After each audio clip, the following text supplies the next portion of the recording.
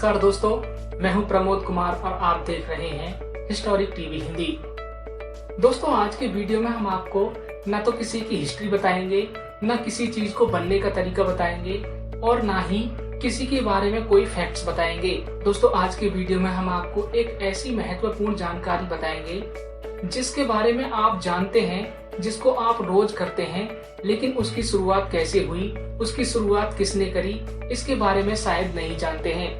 ऐसी बहुत सारी चीज हैं जिनका हम अपनी रोजमर्रा की जिंदगी में प्रयोग करते हैं और उसको फॉलो करते हैं, लेकिन उसके बारे में हमको पता नहीं होता कि आखिर इसकी शुरुआत कैसे हुई और इसके पीछे का कारण क्या है।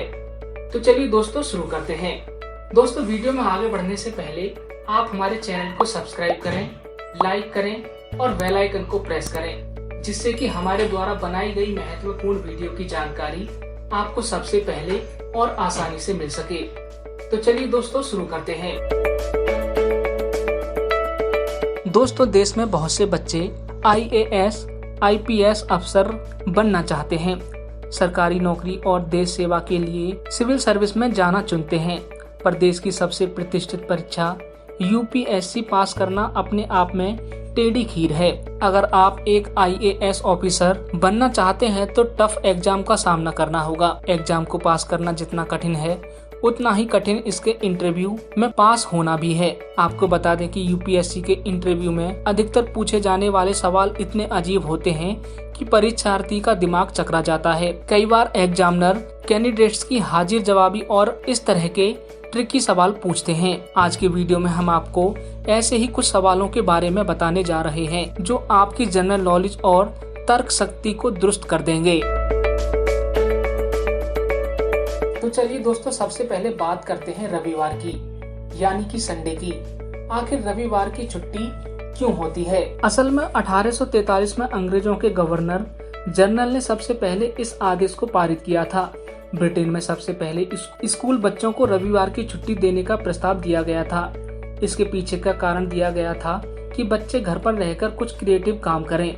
अंग्रेजों के शासनकाल में भारत में बड़ा मजदूर वर्ग सातों दिन काम करते थे, इसलिए रविवार को छुट्टी होती है।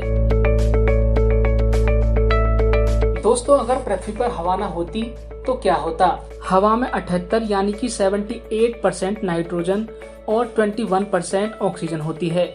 नाइट्रोजन गैस वस्तुओं को तेजी से जलने से बचाती है।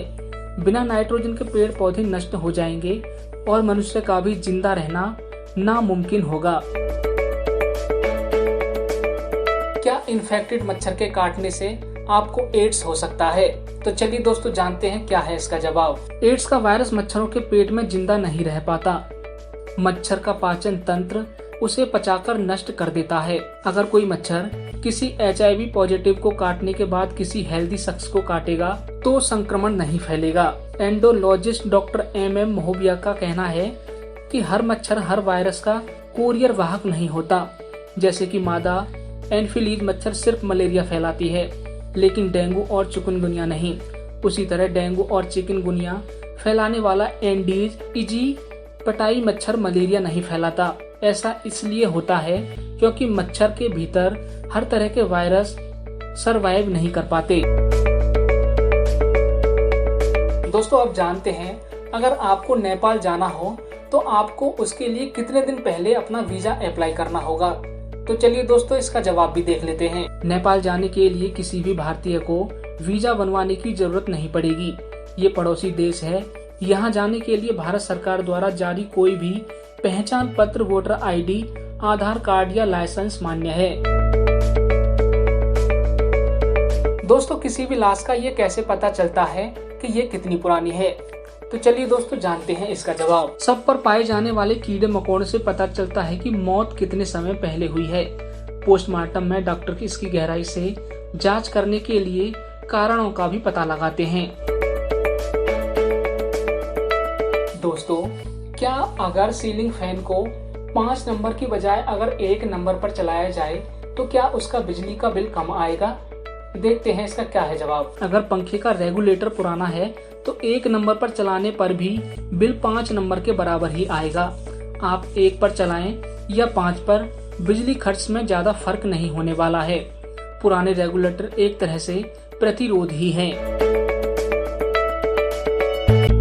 दोस्तों, इंसानों को गुदगुदी क्यों होती है और जैसे इंसान को गुदगुदी होती है क्या वैसे ही गुदगुदी जानवरों को भी होती है?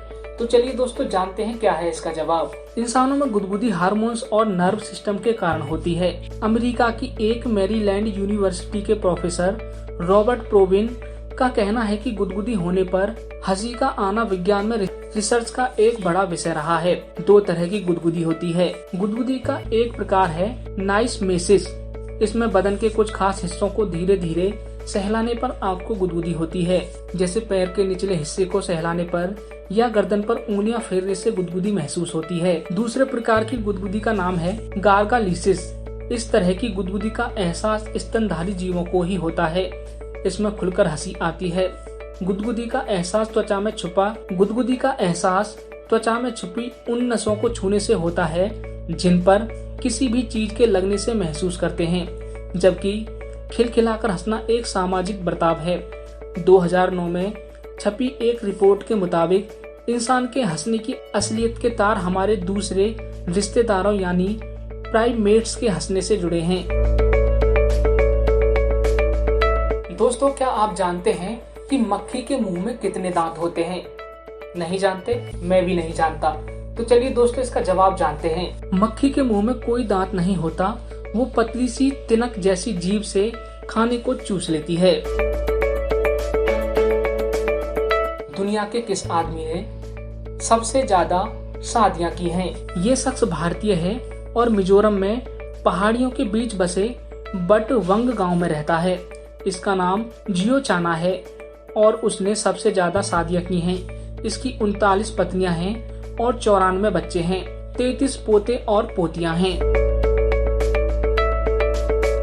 दोस्तों, किन जानवरों को पीरियड्स यानी कि माहवारी नहीं होती? तो चलिए दोस्तों जानते हैं क्या है इसका जवाब। इंसानों के अलावा चिंपैंजी, चमगादड़, हथनी और बिल्ली को माहवारी आती है। तो दोस्तों आज के वीडियो में बस इतना ही। आपको हमारा वीडियो कैसा लगा कमेंट करके जरूर बताएं। ऐसी ही और महत्वपूर्ण जानकारियों के लिए लाइक, सब्सक्राइब और शेयर करना न भूलें।